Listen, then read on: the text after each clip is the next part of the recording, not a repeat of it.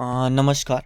आज हम पढ़ते हैं आपदा प्रबंधन और डिज़ास्टर मैनेजमेंट की इकाई 6, जिसमें हम पढ़ेंगे तैयारी, रोकथाम व न्यूनीकरण के केंद्र बिंदु व आपदा प्रबंधन चक्र। एक तरह से देखेंगे कि ये प्रबंधन चक्र कैसे। उद्देश्य में ये होगा आपदा प्रबंधन चक्र और उसकी अवस्थाएं देखेंगे, आपदा रोकथाम की अवधारणा और सिद्धांत, आपदा तैयारी के उपायों और अनेक प्रकारों का वर्णन, आपदा न्यूनीकरण की अवधारणा और उसके दृष्टिकोण। तो प्रस्तावना। आपदा प्रबंधन उपाय पहले के समय में अधिकतर राहत कार्यों के रूप में मुख्य लक्ष्य होता था, जिसमें आपदा के पश्चात पीड़ितों को राहत देने वाली वस्तुओं और साधनों का उपलब्ध कराया जाता था, उन्हें वितरित किया जाता था। परंतु बाद के समय में यह महसूस किया गया है कि इस तरह के आपदा प्रबंधन करने से उद्देश्य पूरा नहीं हो सकता। इसलिए आपदा की घटनाओं के पश्चात पीड़ितों के लिए उनकी आवश्यकताओं की पूर्ति करना पर्याप्त नहीं है। इससे बेहतर यह रहेगा कि आपदा की रोकथाम और इसके न्यूनीकरण के उपायों को अपनाया जाए। इस पर ध्यान दिया जाए कि जिसमें केवल जीवन रक्षा ही नहीं होगी, बल्कि संपत्तियों और क्षति को रोकने में सहयोग व सहायता मिलेगी। इसके साथ ही राजकोष पर वित्तीय दबाव को कम करने की दिशा में भी सहयोग मिलेगा। अंतर्राष्ट्रीय और राष्ट्रीय दोनों स्तरों पर आपदा प्रबंधन की दिशा के दृष्टिकोण में परिवर्तन हुआ है और आपदा प्रबंधन चक्र तथा आपदा संकट रोकथाम और न्यूनीकरण की संस्कृति पर ध्यान केंद्रित किया गया है। इस इकाई में आपको आपदा प्रबंधन चक्र के संबंध में जानकारी दी जाएगी, जिसमें विभिन्न अवस्थाओं को सम्मिलित किया गया है, जैसे कि आपदा पूर्व, आपदा के दौरान, आपदा के पश्चात स्थितियों का परिचय कराया जाएगा। आपदा पश्चात किए जाने वाले उपायों पर ध्यान देते हुए इसके अलावा आपदा पूर्व और आपदा के दौरान स्थितियों पर बल देते हुए सभी पक्षों को सम्मिलित किया जाएगा, जैसे कि रोकथाम हो गया, तैयारी हो गया, न्यूनीकरण हो गया। इस पर विशेष ध्यान और इसका परिचय भी कराया जाएगा। अब आपदा के विषय में अंतर्राष्ट्रीय और राष्ट्रीय दृष्टिकोण क्या है, जैसा कि हम पहले भी बता ही चुके हैं कि आरंभ में आपदा प्रबंधन के उपायों में केवल पीड़ितों को राहत की वस्तुएं वितरित करना, मतलब आपदा घट गई और आपदा प्रबंधन में यही है कि अगर यहाँ पे भूकंप आया तो जितनी क्षति हुई उसका अब भरपाई के रूप में आपदा प्रबंधन को देखते थे। याकोहोमा आपदा न्यूनीकरण कार्यनीति 1994 के पश्चात इसमें अत्यधिक परिवर्तन आया। इनके इस सिद्धांत व दृष्टिकोण ने राहत से बदलकर इसकी दिशा न्यूनीकरण और रोकथाम की ओर कर दी है। योकोहोमा आपदा न्यूनीकरण कार्यनीति कहती है कि आपदा रोकथाम, न्यूनीकरण और तैयारी आपदा राहत से बहुत अधिक अच्छी है, क्योंकि वह ऊंची लागत से अस्थायी परिणाम देती है, जबकि सुरक्षा में अंतिम सुधारों को पहले से ही सहयोग में लाकर एकीकृत आपदा प्रबंधन पर इनको केंद्र बिंदु के रूप में अपनाने के लिए स्वीकार करता है। UNISDR 1994, इसी बिंदु को यूनिसेफ में उसने फिर से दोहराया था, जिसमें कहा था कि औसत $1 तैयारी में खर्च किया गया था, जबकि आपातकालीन अनुक्रिया में $2 से भी अधिक खर्च दिया गया था। और इस तैयारी ने एक सप्ताह के प्रचालन के समय में ही पीड़ितों की सुरक्षा कर दिया तथा दानदाताओं, करदाताओं, अंशदाताओं पर दोहरा प्रभाव बन गया था। अब थोड़ा एक तरह से निम्न बिंदुओं की भारतीय संदर्भ में रोकथाम न्यूनीकरण के दृष्टिकोण को आपदा प्रबंधन अधिनियम 2005 के अंतर्गत कैसे देखा जाता है, तो इसकी बातें करें तो पहला पॉइंट है आपदा की रोकथाम के लिए अथवा उनके प्रभावों को कम करने के लिए उपाय किए जाएंगे, पहली बात। दूसरी बात, विकास योजनाओं में न्यूनीकरण के उपायों को एकीकरण करने के लिए उपाय किए जाएंगे। दूसरी बात, आपदा स्थितियों या आपदा की किसी भी चुनौती के लिए प्रभावी अनुक्रिया के संबंध में तैयारी और क्षमता निर्माण करने के उपाय किए जाएंगे। और लास्टली, उपयुक्त निम्नलिखित 3 पहलुओं पर उपायों के संबंध में विभिन्न मंत्रालयों या भारत सरकार के विभागों की भूमिका और उनके मंत्रालयों को निश्चित किया जाएगा। और इसी तरह से अंतर्राष्ट्रीय और राष्ट्रीय दोनों स्तरों पर आपदा प्रबंधन की दिशा में दृष्टिकोण में परिवर्तन देखा जा सकता है, जो भारत सरकार का मुख्य उद्देश्य तथा केंद्रीय सरकार, राज्य सरकार, स्थानीय सरकार पर आपदा जोखिम न्यूनीकरण तथा रोकथाम की संस्कृति को उन्नत करना है। अब आपदा प्रबंधन चक्र की बात करें तो आपदा प्रबंधन कोई एक सत्ता बड़ा नहीं है। इसमें अनेक कार्य हितधारकों को सम्मिलित किया गया है, क्योंकि आपदा को किसी विशेष क्षेत्र पर निश्चित नहीं किया जा सकता। यह एक ऐसी घटना होती है जो कहीं पर भी किसी भी समय तुरंत और अकस्मात घट सकती है और लोगों के जीवन तथा संरचनाओं को व्यापक रूप से नष्ट कर सकती है तथा उसे हानि पहुंचा सकती है। आपदा की स्थिति का प्रबंधन करने में आपदा प्रबंधन चक्र पर विशेष ध्यान देने की आवश्यकता है, जिसमें प्रासंगिक तरीके से आपदा निपटते समय नए दृष्टिकोण को अपनाते हुए लागू करना चाहिए। आपदा प्रबंधन चक्र में निम्नलिखित शामिल है। पहला, विभिन्न पृथक या अलग अलग क्रियाकलापों, प्रयासों और विभिन्न हितधारियों को एकत्रित करना। दूसरा, आपदा से निपटने में नए मार्ग को बताना, जिसमें राहत मूलक दृष्टिकोण में परिवर्तित करके सक्रिय रूप से दृष्टिकोण बदला जा सकता है। अब आपदा प्रबंधन अधिनियम 2005 के अनुसार आपदा प्रबंधन, इसको आप रेफरेंस में भी देख सकते हो। जैसे आपसे पूछा आपदा प्रबंधन से आप क्या समझते हैं, तो आपदा प्रबंधन अधिनियम 2005 के अनुसार आपदा प्रबंधन का अर्थ योजना बनाने, संगठन बनाने, संयोजन करने, उपायों को क्रियान्वित करने की सतत तथा एकीकृत प्रक्रिया है, जिसमें निम्नांकित तत्व आवश्यक और युक्ति संगत है। पहला, खतरे की रोकथाम या किसी आपदा का संकट। दूसरा, न्यूनीकरण या किसी भी आपदा के जोखिम का न्यूनीकरण अथवा इसकी भयंकरता या इसके परिणाम, संकटपूर्ण आपदा स्थिति या तुरंत अनुक्रिया क्षमता निर्माण करना, किसी भी आपदा से निपटने की तैयारी करना, किसी भी संकट से आपदा स्थिति या आपदा की तुरंत अनुक्रिया करना, संकट या किसी आपदा के प्रभाव का विस्तार व मात्रा का आकलन करना, निकास, बचाव और राहत तथा लास्टली पुनर्वास करना तथा पुनर्निर्माण करना। इस अधिनियम में ऊपर उल्लिखित ये सभी घटक पृथक या अलग अलग नहीं है, ये एकल क्रिया, मतलब जितनी भी 6 बातें बताइए, 6 या 7 बातें, तो इसमें जितनी भी घटनाएं हैं या फिर जितने भी घटक है, सब एक दूसरे से परस्पर संबंध होने चाहिए। इसलिए इन घटकों को प्रभावी आपदा प्रबंधन के लिए विकासात्मक कार्यों में निर्मित किया जाना चाहिए या इनको सम्मिलित किया जाना नितांत आवश्यक है। अब आपदा प्रबंधन चक्र के चरण। आपदा प्रबंधन चक्र को 3 चरणों में विभाजित किया गया। अब अगर पुस्तक भी देखोगे तो इसका वही है। सबसे पहले डायग्राम बनाया, जिसमें मतलब आपदा पूर्व तैयारी, आपदा अनुक्रिया, आपदा पश्चात पुनरुत्थान, मतलब एक तरह से वही चीज़ें घूम घूम कर कि आपदा की जो स्थिति है, आपदा से पूर्व तैयारी, आपदा जब आए तो उसके उस दौरान ही अनुक्रिया करना, और लास्ट स्थित आपदा पश्चात पुनरुत्थान, और पुनरुत्थान के बाद फिर से आपदा पूर्व तैयारी से ही वो जुड़ा हुआ था। तो आपदा पूर्व तैयारी की अगर बात करें तो आपदा से पहले के चरण की रोकथाम या न्यूनीकरण की कार्रवाई करना बहुत ही प्रमुख व महत्वपूर्ण है। यह रोकथाम के इस सिद्धांत पर आधारित है कि देखभाल से अधिक महत्वपूर्ण आपदा की रोकथाम करना है। इस चरण में विभिन्न रोकथाम तथा क्रियाकलाप व कार्रवाई करनी होती है, जिसमें आपदा के अत्यंत प्रभावित तरीकों, रोकथाम व उपायों तथा क्रियाकलापों को किया जा सकता है। इससे आपदा से होने वाले प्रभावों से बच सकते हैं। यदि हम प्रारंभिक चेतावनियों पर ध्यान देकर तैयारी, रोकथाम तथा न्यूनीकरण के उपायों के साथ बचाव कार्यों को निष्पादन करने में अपनी शक्ति का प्रयोग करें तो आपदा से पूर्व स्थापन, संरचना और समुदायों का आपदा का सामना करने के लिए तैयार करने के कार्यों पर ध्यान केंद्रित कर सकते हैं। अब उदाहरण की बातें अगर करें तो आप देख सकते हो भारत में जो चक्रवात का आना एक सामान्य सी परिघटना हो गई है, और वर्तमान समय में अगर थोड़ा करंट से रिलेट करो तो ये भी क्वेश्चन हमारे सामने आता है कि अरब सागर में चक्रवात के बढ़ने की घटना क्यों अधिक हो रही है। तो आप समझ सकते हो कि चेतावनी बहुत पहले से दे दी जाती है। यदि तैयारी के कार्यों को बहुत पहले से आरंभ कर दिया जाए तो आपदा पश्चात जो अत्यधिक क्षति हो जाती है उन क्षतियों से बचा जा सकेगा। अब आपदा के दौरान की बातें अगर समझो तो आपदा होने की अवधि या इसके दौरान की स्थिति में अनुक्रिया और राहत कई बहुत ही महत्वपूर्ण कार्य करते हैं।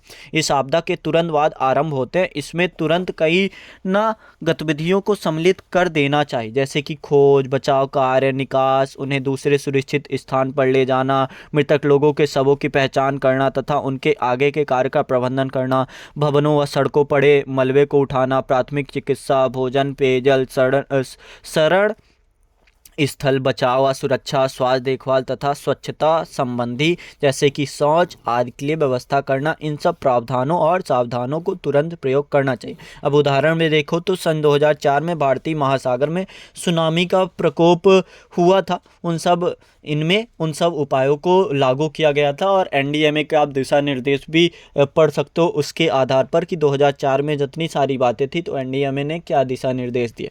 अब आपदा के पश्चात की बात करें तो आपदा के बाद के चरणों को जो प्रमुख कार्य तथा गतिविधियां अपनाई जाती हैं उनमें सम्मिलित है पुनर्वास करना, पुनर्निर्माण करना, पुनरुत्थान करना। ये कार्रवाइयाँ यह सुनिश्चित करेंगी कि आपदा से प्रभावित समुदाय फिर स्थापक हो गए हैं और अपनी पहली वाली सामान्य स्थिति में वापस आ गए। सामान्यतः यह चरण या अवधि के कार्यों की समय सीमा बहुत लंबी होती है और फिर उन सब सुविधाओं को फिर से चालू करना होता है या फिर उनको सक्रिय करना होता है। इस चरण या अवधि से सबसे अधिक ध्यान इस बात पर दिया जाता है कि जो उपाय किए जा रहे हैं वो सामाजिक, आर्थिक तथा भौतिक संरचनाओं को लंबे समय की अवधि में उसकी पूर्ति करते हुए तथा हानियों की भरपाई में सहयोग व सहायता करते हुए करते हैं।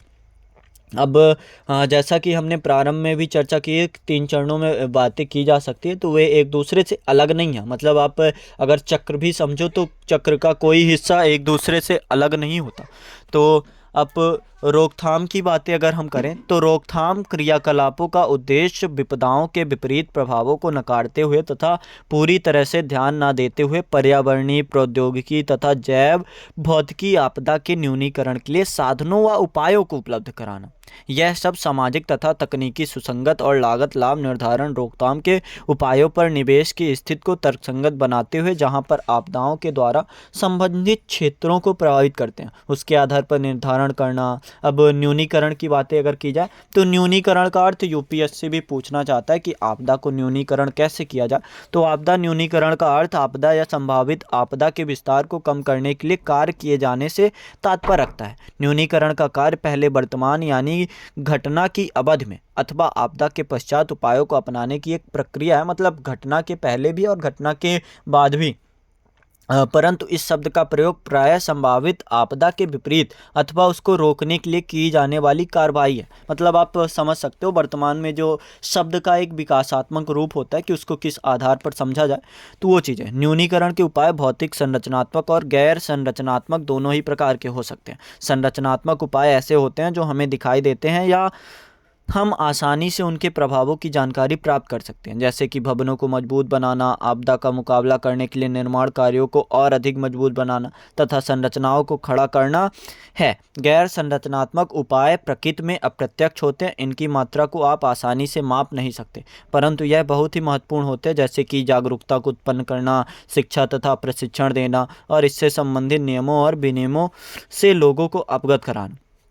अब बातें करते हैं तैयारी की कि तैयारी करने की क्रियाओं की एक लंबी श्रृंखला होती है जो विपदाओं के आने के से पहले करनी होती है। इससे निपटने के लिए सुनिश्चित करना होता है कि ठीक समय पर प्रभावी व तुरंत चेतावनी देना निश्चित किया जाता है। आपातकालीन योजनाएं हो गई, जानकारी रखरखाव हो गया, जोखिम के समय की योजनाएं हो गई, लोगों को एक स्थान से दूसरे स्थान पर निकासी करना हो गया अथवा उनका स्थान बदलना हो गया, और जहाँ पर जो स्थान खतरों से भरा हो, जहाँ संकट आने की संभावना हो, वहाँ से सुरक्षित स्थान पर बदलना होता है। ये वे उपाय हैं जिनमें सरकारों, समुदाय, व्यक्ति या वैयक्तिक रूप से आपदा स्थितियों से निपटने के लिए तुरंत अनुक्रिया करनी होती है और जो क्षतियां होती है उनको क्षतिपूर्ति करने के कार्य भी किया जाता है। इसमें निम्नलिखित महत्वपूर्ण घटक वह होते हैं जो आपदा से निपटने की तैयारी में शामिल होते हैं, जैसे निकास योजना, घटना की अनुक्रिया की स्थापना, तर्कसंगत प्रबंधन, राहत प्रक्रियाओं का स्तरीकरण करना, भूमि प्रयोग योजना, आपदा बीमा योजना, महिलाओं के स्वास्थ्य की देखभाल, वृद्धों और बच्चों की संवेदनशीलता की जानकारी प्राप्त कराना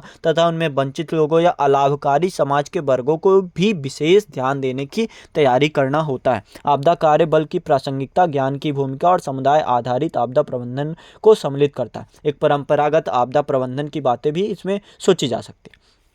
अब अनुक्रिया राहत या फिर रिलीफ किसे कहते हैं, तो राहत तुरंत, लघु अवधि या लंबी अवधि की हो सकती है। उदाहरण के लिए प्रभावित या पीड़ित लोगों की खोज करना, उनको बचाना, इसके साथ ही भोजन, अस्थायी आश्रम तथा आपदा से प्रभावित व पीड़ित लोगों की सहायता करना, उनको चिकित्सा देखभाल के साथ उपयुक्त सभी सुविधाएं उपलब्ध कराना और आपदा के पश्चात सामान्य क्षेत्रों में अंतरा हस्तक्षेप करना। एक क्वेश्चन आप ये भी सोच सकते हो, यूपीएससी पूछ सकता है कि जो हम अनुक्रिया या फिर राहत करते हैं तो राहत कार्य एक जो पहली जैसी स्थिति है वो पहली जैसी स्थिति क्यों नहीं ला पाते, तो इसका बस एक सामान्य सा ही आप उत्तर देना चाहते हो तो ये बता सकते हो कि ये लघु अवधि के भी हो सकते हैं कि आप सामान्य रूप से किसी अस्थायी आश्रम में बसा दिए या फिर उनके कुछ समय के लिए भोजन की व्यवस्था कर दिए और बाद में उनको वो झेलना पड़ता है, तो इसकी बातें आप बता सकते हो। न्यूनीकरण के द्वारा सहायता देना या पहुँचाना आदि इसमें शामिल होता है।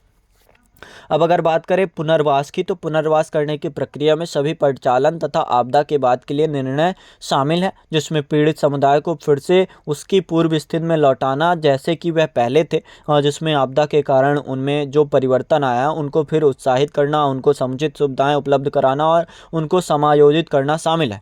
अब पुनर्निर्माण, पुनर्निर्माण की प्रक्रिया में आपदा के पश्चात लोगों का पुनर्वास करना, जिसमें समुदाय के लोगों को पुनर्स्थापित करने की व्यवस्था सम्मिलित होती है। इन कार्यों में जो कार्य करने होते हैं वे हैं स्थायी और पक्के भवनों का निर्माण करना, जिसमें उन सभी सुविधाओं को उपलब्ध कराना जो उनके पास पहले से ही मजबूत थे, मतलब पूर्व जैसी स्थिति में लाकर पहुंचा देना। अब पुनरुत्थान की बात करें, पुनरुत्थान का अर्थ पीड़ित समुदाय की आपदा से पूर्व की जीवन स्थितियों की बहाली अथवा उनमें सुधार से विचार के साथ आपदा के बाद पुनर्वास तथा पुनर्निर्माण से संबंधित है।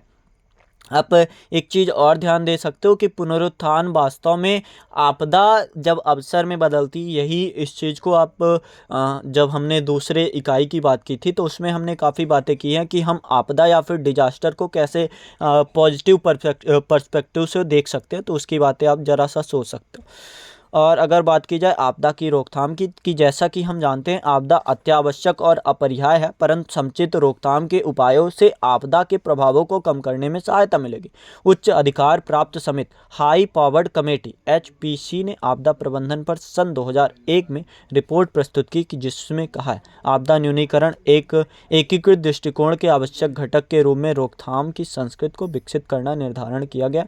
समिति ने टिप्पणी की है रोकथाम की संस्कृति को लोगों, सरकार तथा अन्य संगठन आधारित समुदाय के बीच विकसित करना चाहिए। हाल के समय में आपदा प्रबंधन की व्यवस्था में प्रमुख परिवर्तन और महत्व में भारी परिवर्तन किया गया है, जिसमें आपदा रोकथाम को विशेष महत्व दिया गया है। राष्ट्रीय आपदा प्रबंधन नीति 2009 ने निर्धारण किया कि आपदा को सक्षम रोकथाम तथा निपटने के लिए समुचित संस्थागत ढांचा, प्रबंधन व्यवस्था तथा संसाधनों के आवंटन को आवश्यक स्थान दिया जाना चाहिए। अब आपदा रोकथाम की दिशा में उपाय, तो उच्च अधिकार प्राप्त समिति ने आपदा रोकथाम की दिशा में निम्नलिखित उपायों की सूची बनाई, तो इसको आप बिल्कुल ध्यान रख सकते हो। पहला, समुचित और सफल आपदा न्यूनीकरण नीतियों को अपनाने के लिए जोखिम मूल्यांकन करना आवश्यक कदम है। आपदा रोकथाम को आपदा राहत के लिए आवश्यकताओं को कम करने के लिए ध्यान केंद्रित करना चाहिए।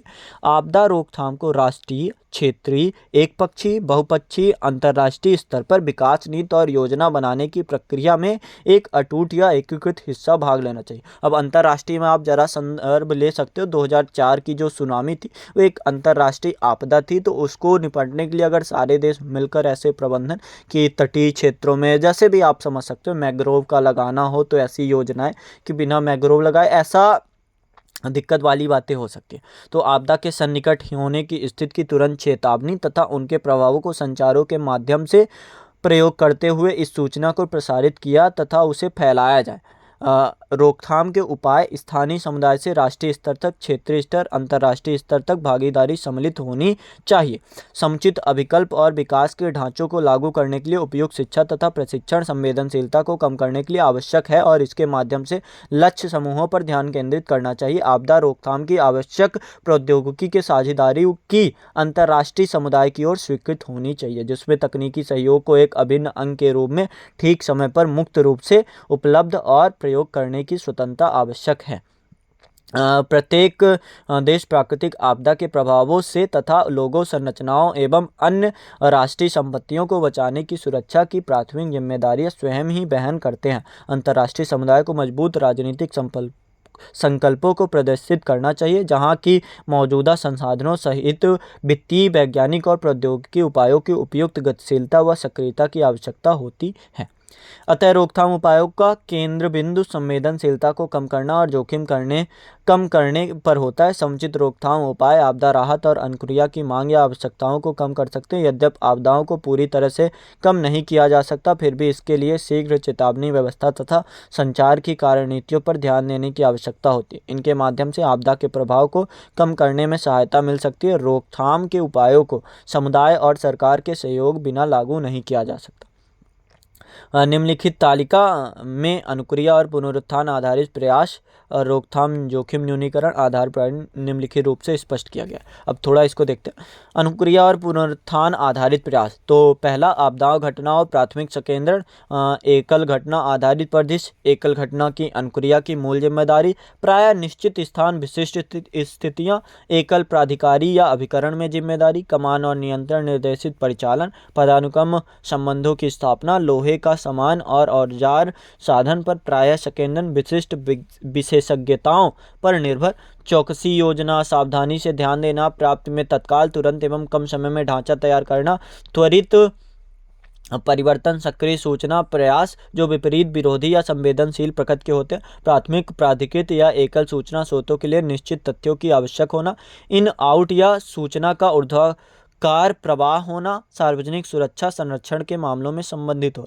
और रोकथाम और जोखिम की कमी आधारित प्रयास में आप संवेदनशील और जोखिम क्षेत्रों में संकेंद्रण समझ सकते हो, सक्रिय बहुपक्षीय जोखिम मुद्दे और विकास के परिदृश्य समझ सकते हो, आकलन, निगरानी, परिवर्तित स्थितियों का संपूर्ण खुलासा करना, विस्तारित परिवर्तन भागीदारी या क्षेत्रीय स्थानीय विविधताओं को समझना, बहुपक्षीय प्राधिकारियों में सम्मिलित हित लाभकर्ता अभिकर्ता शामिल करना, स्थित विशिष्ट कार्य, स्वतंत्र और मुक्त संस्थाएं और भागीदारी दिखाना, परिवर्तित, तरल, लचीला और स्पर्शी संबंध दिखाना, अभ्यास, योग्यता तथा ज्ञान आधार और निर्भरता की बात समझना, एक रेखी विशिष्ट विशेषज्ञता तथा सार्वजनिक विचार और प्राथमिकताओं पर संकेंद्रण करना, चौकसी योजना, इसमें भी आप देख ही सकते हो, और मूल्यों और प्राप्तियों में आधुनिक तथा लंबे समय का एक ढांचा तैयार करना, मतलब एक व्यवहारिक रूप से जो आपदा को दूरगामी दृष्टि से देखता, समाहित, ऐतिहासिक, परिवर्तक, परतवार, संपूर्ण या सूचना का तुलनात्मक प्रयोग करना, खुले या सार्वजनिक सूचना, बहुपक्षीय, परिवर्तित अथवा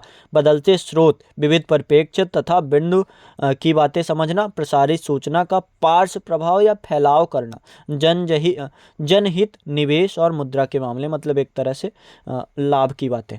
तो आपदा प्रबंधन चक्र और उसके चरणों की अगर बातें करें तो आपदा प्रबंधन के 3 चक्र हैं, और ये तीनों चक्र एक दूसरे में आपस में जितने भी चरण हैं आपस में मिले होते हैं। आपदा रोकथाम की व्याख्या करनी है तो आपदा रोकथाम को आप निम्नलिखित इन्हीं चक्रों के माध्यम से समझ सकते हो कि कैसे इसकी एक रोकथाम की बातें की जा सकती है। और लास्टली जो हमारा क्वेश्चन, अनुक्रिया और पुनरुत्थान आधारित प्रयासों तथा रोकथामों की जोखिम को कमी आधारित प्रयासों के बीच भिन्नता। तो अभी इससे जस्ट मैंने 2 मिनट पहले जो बातें की, एक अनुक्रिया और पुनरुत्थान आधारित प्रयास और दूसरा रोकथाम और जोखिम की कमी आधारित प्रयास, दोनों के बीच भिन्नता के एक आधार पर कौन सा ज़्यादा लाभकारी होगा। अब आपदा के लिए क्या क्या तैयारियां होनी चाहिए, तो आपदा के लिए तैयारी को आपदा से आने के पहले किए गए उपायों के कार्यों के रूप में परिभाषित किया गया, ताकि इसके द्वारा होने वाले प्रभावों के बचाव के लिए समुचित अनुक्रिया की जा सके तथा इसके परिणाम स्वरूप होने वाले नुकसान की क्षतिपूर्ति व राहत कार्य किए जा सके। इसका निष्पादन आखिरी क्षण में किए जाने वाली आवश्यकता समाप्त करता है। संयुक्त राष्ट्र अंतर्राष्ट्रीय आपदा न्यूनीकरण कार्यनीति ने तैयारी का अर्थ, अब इसको आप रेफरेंस ले सकते हो, UNISDR कार्यनीति ने तैयारी का अर्थ सरकारों, व्यवसायों, कार्यकर्ताओं तथा पुनरुत्थान संगठनों, समुदाय और व्यक्तिगत द्वारा विकसित किए गए ज्ञान और क्षमताओं का नाम है, ताकि ये लोग आपदा के प्रभावों से पीड़ित लोगों के साथ अनुक्रिया, पुनरुत्थान व बचाव कार्य के कार्यों को कर सके, जैसे कि अकस्मात या तुरंत खतरनाक घटनाओं अथवा स्थितियों से पूर्ण ही बचाव कार्यों को संपादित किया जा सके। अब IFRC के अनुसार, मतलब IFRC क्या बोलती है, आपदा तैयारी का अर्थ है बहुआयामी क्षेत्रीय स्रोतों संसाधनों से की गई गतिविधियों एवं संसाधनों की व्यापक सीमाओं सम्मिलित करते हुए सतत या लगातार और एकीकृत कार्य करने रहने की प्रक्रिया। करते हैं आपदा तैयारी ढांचे के मुख्य घटक। आपदा तैयारी ढांचे में अनेक प्रकार के उपाय सम्मिलित होने चाहिए। आपदा तैयारी के प्रमुख घटक, एक क्षेत्रीय, राष्ट्रीय, स्थानीय आपदा प्रबंधन से संबंधित नीतियां, तकनीकी, संस्थागत क्षमताओं को मजबूत करना, इसके साथ ही प्रौद्योगिकी, प्रशिक्षण और इसकी तरह से मानव और सामग्री संसाधनों से संबंधित उपायों को शामिल करना। आपदा जोखिम न्यूनीकरण की दिशा में बातें करना, एक तैयारी पुनरीक्षण के संयोजन, क्षेत्रीय दृष्टिकोण को मजबूत और विकसित करना, इसकी बातें, और आपातकालीन निधियों की स्थापना में वृद्धि करना, जहां भी तैयारी करने के उपायों के लिए आवश्यक हो वहां पर सहायता करना, और लास्टली प्रासंगिक साझेदारों के साथ समुदायों एवं संवेदनशील स्थितियों के सहित सक्रिय भागीदारी और स्वामित्व में शामिल करने की विशिष्ट तंत्र को विकसित करना। अब तैयारी के प्रकार आप समझ सकते हो, पहला लक्ष्य मूलक तैयारी, दूसरा कार्य मूलक तैयारी और तीसरा आपदा मूलक तैयारी। और लक्ष्य मूलक तैयारी की अगर बातें करें तो लक्ष्य मूलक तैयारी एक विशिष्ट लक्ष्य है तथा उदाहरण के लिए संवेदनशील समूहों के लिए योजना के विभिन्न प्रकारों को बनाने के लिए उन पर ध्यान केंद्रित करना, अर्थात जैसे महिलाएं हो गई, बच्चे हो गए, वृद्ध हो गए, विकलांग हो गए आदि लोगों, या फिर पशुधन हो गया, या फिर एक स्वास्थ्य तैयारी, जोखिम न्यूनीकरण की तैयारी की बातें कहता है। लक्ष्य मूलक तैयारी को आप इस संदर्भ में समझ सकते हो। और इसमें अगर बात करना चाहो पशुधन की तैयारी, तो इसको आंकड़ों पर आधारित तैयारी के कार्यों में सम्मिलित किया जा सकता है कि इसमें कितने खतरे होते हैं, पशुधन रूपरेखा को बनाना, जोखिम से पशुओं को शामिल किया जा सकता है। और आप यूपीएससी भी थोड़ा यही पूछना चाहेगा आपसे कि लाइव स्टॉक प्रिपेयर्डनेस प्लान क्या आप एक बता सकते हो। और संयुक्त दीर्घकालीन स्वास्थ्य तैयारी, जैसे आप अक्सर देखते होंगे आपदा के बाद काफ़ी एक लॉन्ग टर्म डिजास्टर आता है हेल्थ के पर्सपेक्टिव से, तो उसकी बातें आप थोड़ा सोच सकते हो। किसी भी प्राकृतिक आपदा के कारण होने वाली समस्याओं संबंधित चिकित्सा और स्वास्थ्य के कारण न्यूनीकरण, जैसे आप बाढ़ को समझ लो, और बाढ़ से आने वाली जितनी भी बीमारी, हेपेटाइटिस वर्तमान में कैंसर के बाद भारत की सबसे बड़ी बीमारी बनी हुई है जिससे लोग मरते हैं, तो उसके बारे में थोड़ी बातें कि आप संयुक्त स्वास्थ्य से जुड़ी तैयारी और उदाहरण के तौर पर एक हिंट दे सकते हो। सामुदायिक आधारित आपदा प्रबंधन योजना, तो समुदाय में आधारित जैसे जीवन की देखभाल, पशुधन संपत्तियों की सुरक्षा करना, इसकी बातें। और संवेदनशीलता आकलन, मूल्यांकन, सुभेद्यता निरीक्षण, चेतावनी व्यवस्था, इसको प्रसारित करना, अनुक्रिया तंत्र का निर्माण, आश्रमों का निर्माण करना, रखरखाव, या फिर मॉक ड्रिल्स, बनावटी अभ्यास करना, जैसे आप विश्वविद्यालय के या फिर स्कूलों के पाठ्यक्रम में इस चीज़ को आप शामिल कर सकते हो। कैलेंडर बनाना, विपदा निर्माण और संवेदनशीलता जोखिम क्षमता का विश्लेषण करना। और समन्वय योजना की बात करें तो यह कहना प्रासंगिक है कि सभी संस्थानों, अभिकरणों, चाहे वो सरकारी हो या गैर सरकारी में एनजीओज हो, या फिर एक व्यक्तिगत तौर पर भी इस चीज़ को हमें समन्वय करके ही आपदा से दूर किया जा सकेगा। और दूसरी बात कार्य मूलक तैयारी की, तो इसमें मैपिंग हो गया, योजना हो गया, आपदा कार्य बल निर्माण हो गया, कार्य बल व अन्य स्वैच्छिक सदस्यों का प्रशिक्षण हो गया, समन्वय के लिए संरचना उत्पन्न करना हो गया, जागरूकता अभियान का उन्नत करना हो गया, आपदा प्रबंधन का प्रचालनकरण हो गया, राहत और वितरण कार्यों को कार्मिकों की भर्ती करना हो गया। और तीसरा आपदा मूलक तैयारी, जिसमें संरचनात्मक तैयारी के रूप में आप बातें समझ सकते हो, और एक गैर संरचनात्मक रूप में। संरचनात्मक रूप में कि आप एक आपदा से पहले संरचनाओं को मजबूत कर लें और सक्रिय और एक पुनः सक्रिय उपाय के लिए सोच लें। और दूसरा गैर संरचनात्मक तैयारी, जिसमें आप बीमा योजना हो गया, शिक्षा हो गया, प्रशिक्षण हो गया, समुदाय की भागीदारी हो गया, चेतावनी व्यवस्था हो गया, संस्थान निर्माण हो गया, जागरूकता प्रोत्साहन, सार्वजनिक जागरूकता को उत्पन्न करना आदि हो गया। अब लास्टली आपदा न्यूनीकरण की अगर बात की जाए तो आपदा न्यूनीकरण परिघटनाओं के कारण आपदा के प्रभावों को कम करने के उपायों से सम्मिलित है। यह आपदा के प्रभाव को कम करने के कार्यों को जोखिम में सम्मिलित करता है, जो कि घटना के होने से अपनाए जाते हैं। इस तैयारी के दीर्घावधि जोखिम न्यूनीकरण उपाय सम्मिलित होता है। ठीक है, तो अब आगे बातें करते हैं। आपदा प्रबंधन अधिनियम 2005 ने इसको कैसे परिभाषित किया। आप जैसे रेफरेंस भी दोगे तो आपदा प्रबंधन अधिनियम 2005 का रेफरेंस, उपायों का उद्देश्य जोखिम प्रभाव या आपदा का प्रभाव या आपदा की स्थिति की संकटपूर्ण चेतावनी को कम करना ही मतलब यही कहलाता है। तैयारी करना, रोकथाम के उपाय, न्यूनीकरण के जैसे उपाय आपदा से निपटने के लिए अत्यंत आवश्यक है। अतः आपदा प्रबंधन की दिशा में सतत विकास मॉडल न्यूनीकरण की प्रक्रिया पर बहुत अधिक संकेंद्रित है। अब आपदा न्यूनीकरण दृष्टिकोण में आप दो दृष्टिकोण, एक संरचनात्मक दृष्टिकोण और एक गैर संरचनात्मक दृष्टिकोण को देख सकते हो, जो यही एक इंजीनियरिंग संरचना को बनाकर या फिर गैर इंजीनियरिंग दो भागों में विभक्त कर सकते हो। इंजीनियरिंग संरचना उस संरचना को कहते हैं जिसे वास्तुकार अभियंता तैयार करते हैं, जैसे आप बेहतर पुलों का बनाना, बेहतर भवन, मार्ग या फिर सड़कें का बेहतर बनाना, योजनाओं का बेहतर बनाना, जो कारीगर के एक तरह से, जैसे आप जापान का थोड़ा रेफरेंस ले सकते हो कि जापान संरचनात्मक रूप में भी बेहतर है। और अगर बात करें गैर संरचनात्मक रूप में तो जापान या फिर साउथ कोरिया को आप देख सकते हो जो गैर संरचनात्मक रूप में भी बेहतर है, जिस कारण आपदा न्यूनीकरण के दृष्टिकोण से वह एक चीज़ों को बेहतर बना सकता है। इसको मानव द्वारा अपनाई गई प्रकृति के नाम से जाना जाता है, जो गैर संरचनात्मक दृष्टिकोण है, जिसमें एक प्रोत्साहन वाली बात या फिर मनोवैज्ञानिक जो प्रभाव पड़ता है, तो उसकी बातें थोड़ी सोच सकते हो। और क्वेश्चन हमारे सामने अब सामने आ रहे हैं कि आपदा तैयारी और उसके प्रमुख घटकों की व्याख्या कीजिए। तो ये बातें आप थोड़ा सोच सकते हो कि क्या जो हम ऊपर जो हमने बातें की उसमें क्या हो सकता है। आपदा तैयारी के विभिन्न प्रकार को आप बता सकते हो और आपदा न्यूनीकरण दृष्टिकोण की बातें आप कर सकते हो कि कौन कौन से दृष्टिकोण, जो दो ही प्रकार, एक संरचनात्मक रूप से आप मजबूत हो जाओ और दूसरा एक गैर संरचनात्मक रूप से। और निष्कर्ष की बात करें तो आपदा की घटनाएं दिन ब दिन देश की भारी आर्थिक स्थिति को घाटे में ला रही हैं, और जब हमें पता चल जाता है कि ये चीज़ें आने वाली हैं तो हम उससे एक रोकथाम की स्थिति या फिर तैयारी और न्यूनीकरण की कार्यनीतियों को अगर शामिल करेंगे तो व्यापक आधार पर रक्षा हो सकती है और राष्ट्रीय स्तर पर या फिर अंतर्राष्ट्रीय स्तर पर प्रभावों को सुनिश्चित किया जा सकता है। और अगर शब्दावली की बात करें तो आपदा प्रबंधन अधिनियम 2005 में लागू हुआ था, जो 23 दिसंबर 2005 को।